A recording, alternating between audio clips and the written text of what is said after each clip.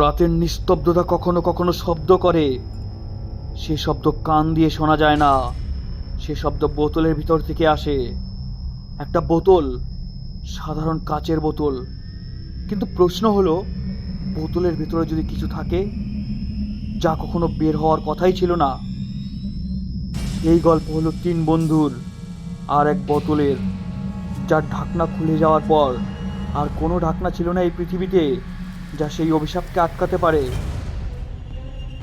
শহরের শেষ প্রান্তে একটা পুরনো গুদামঘর ছিল।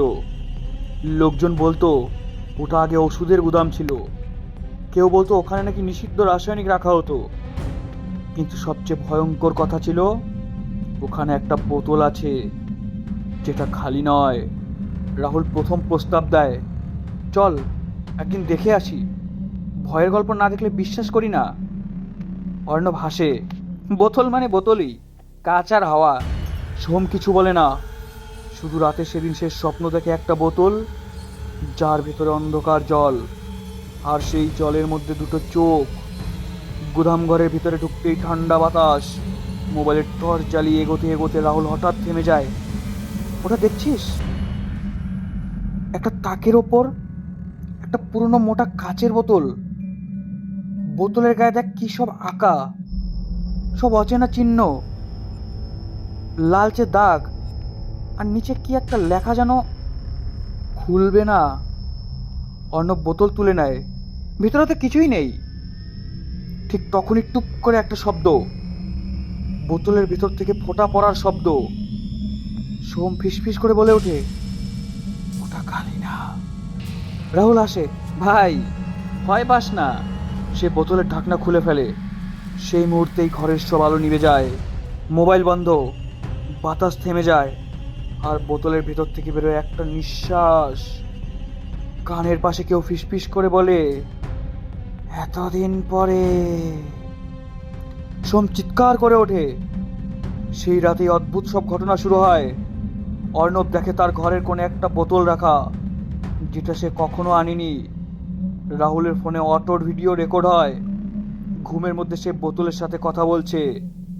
আর সোহম, সে আর ঘুমোতে পারে না, কারণ চোখ বন্ধ করলেই সে দেখে একটা বোতলের ভেতর নিজের মুখ।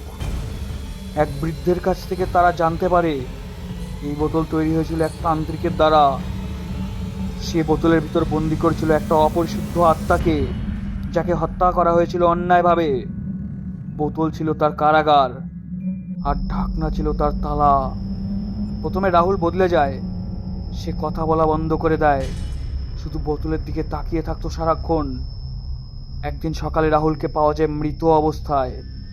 তার মুখ খোলা, চোখ দুটো ফাঁকা, আর বিছানার পাশে সেই বোতল। বোতলের ভিতরের আত্মা একজন নয়, সে ছিল তিনজনে ভাঙা।